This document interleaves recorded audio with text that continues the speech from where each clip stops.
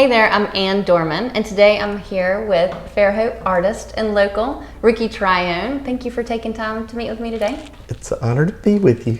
And there are probably very few people watching that aren't already aware of who you are, but the cool thing is you are a true local. You've lived in Fairhope since you were little.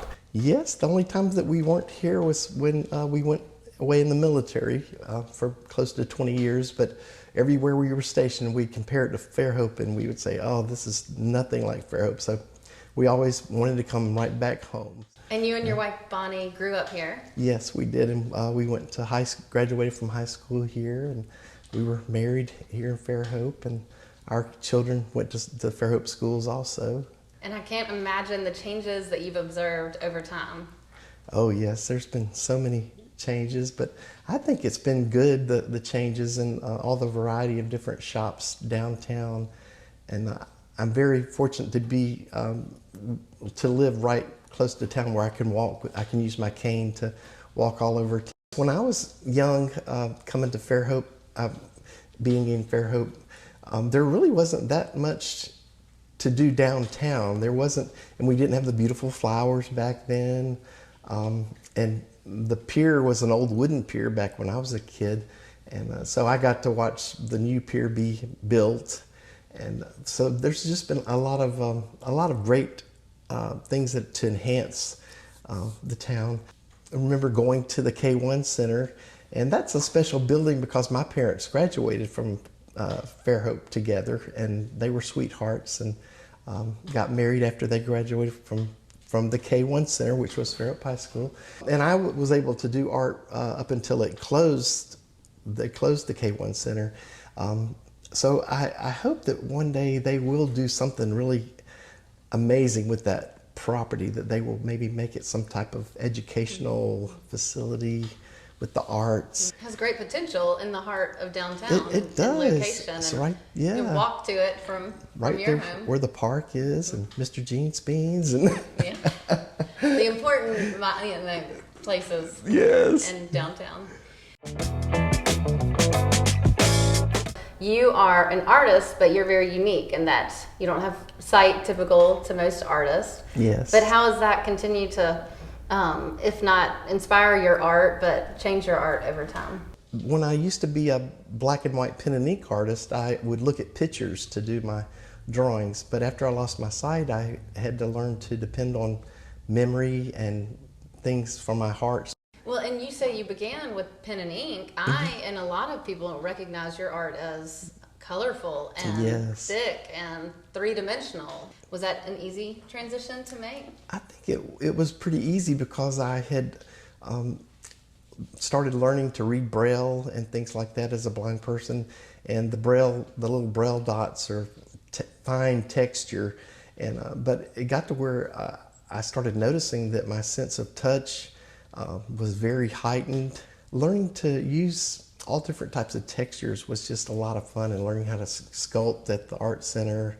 And I've had some wonderful artists share with me a lot of neat ways to be creative with my hands. I'm a much happier and joyful artist than I ever was too. I was very tight when I did pen and ink and always worried about making a mistake. But now as a blind artist, I'm very free, and I use a lot of movement. I use my hands, and so a lot of it's like sculpting, and so it's just so much fun. It's my happy place. Well, and that has to be a mindset also, is that I will continue, overcome, and persevere, because you could, throw in the towel and say, I give up. I don't think that's ever crossed my mind. It was just it was just a joy the whole time. And in the book, it talks about my Uncle Ronald, who was my main inspiration when I was a child.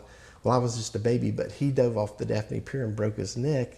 And then he learned to become an artist by holding a pen in his mouth and pencils and painting. And so I would sit and watch my Uncle Ronald, and he was just the image of perseverance then. And so I've always tried to remember him, how he just kept, creating art and just always smiled. So I always want to be like him. If I wouldn't change anything, I've had children ask me if I could snap my finger and get my sight back, would I do that? And I tell them, no, I would stay the same way I am, because I believe that God uses me this way to help other people. I see you very involved. I see you really participating and out there. So you have a passion. Yes. What motivates you to participate in all these things that are going on around town? I just love to share my art with everyone. I work with kids as young as 2 years old. I go to preschools and homeschools, and I go to the nursing homes and assisted living, and wherever he calls us, we go. We've been to other parts of the country, and we go to blind schools. I go to Louisiana, to the Baton Rouge and Talladega, and work with blind children too. So it's just such a blessing to share my art with all ages.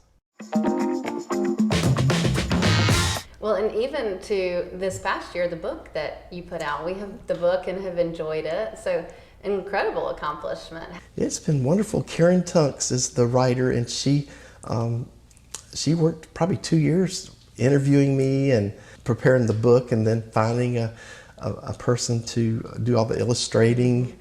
She worked really hard to get it done, but we've been getting it all over the state. I've been making sure as many libraries as possible have it, and everywhere I go in the state, I share the books with everyone. It's touching even more lives. So you've had quite an impact here locally, and that can go even farther with your book that you published.